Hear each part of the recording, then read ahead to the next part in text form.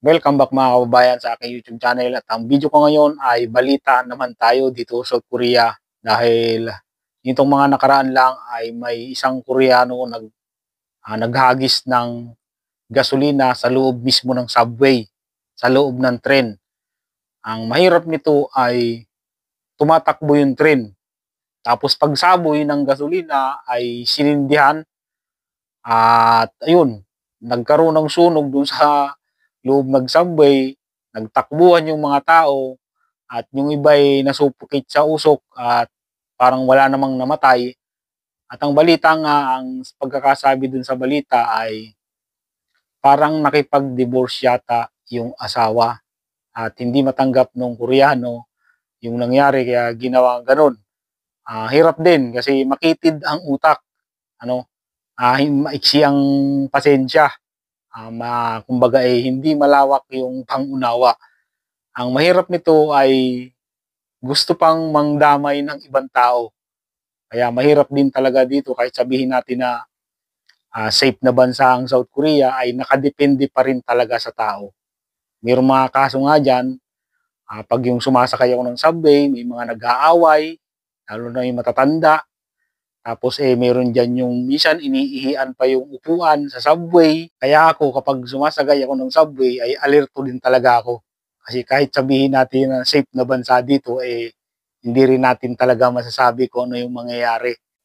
At ito mga kabayan, sa loob ng subway to at makikita nyo yun doon sa may bandang dulo, yung lalaki na nakakulay itim. Yan na, sinaboy na yung gasolina. Yan. Nagpulasa na yung mga tao. Ngayon, yung isang babae, nadulas pa. Madulas talaga yan kasi gasolina eh. Yun, maya maya, sinindihan na, yun na. Lumaki na yung apoy.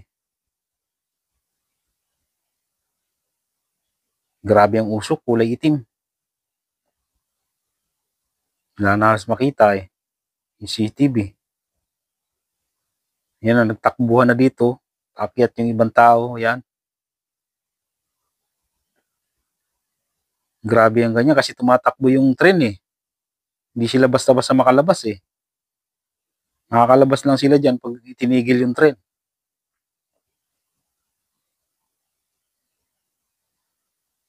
Titigil kasi yan sa susunod na istasyon eh.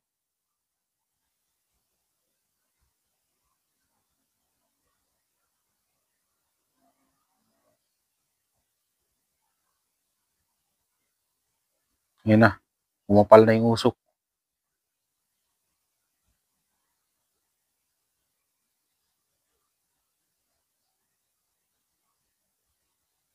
Yan, sa bandang dulo yan. Hindi malaman kung sa harap o sa huli to. Doon na sila nagkumpulan. Yan, susupukit na yung iba. Kapal ng usok. Kulob yan eh, hindi makakalabas ang usok yan eh.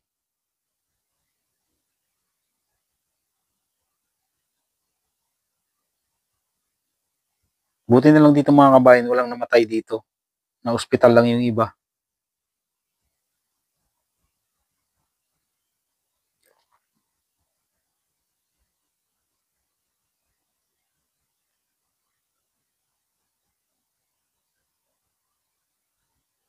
Yan na, wala na halos makita.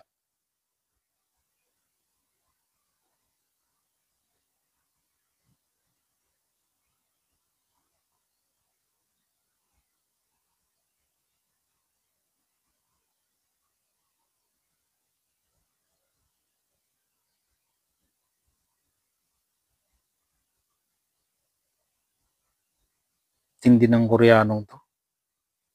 Nakuha pa talagang mandamay ng ibang tao.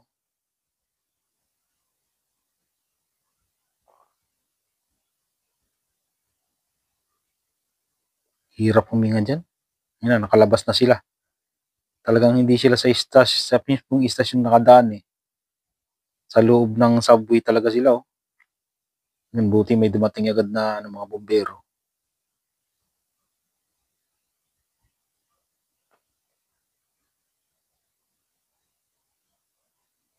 Yun na, mga na-hospital na yung iba.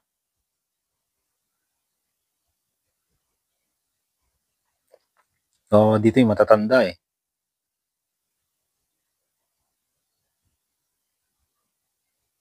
Yan, buti nga sa'yo nahuli ka ng lintik, ah. Dapat dito 'di na pinapalabas sa kulungan, eh.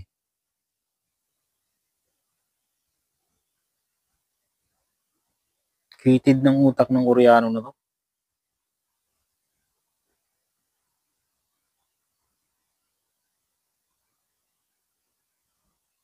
'Yan siguro yung dahilan kaya nakipag-divorce yung asawa kasi ganyan nga ang ugali. 'Yan yung siguro yung dahilan kaya nakipag-divorce yung asawa, ganyan ang ugali.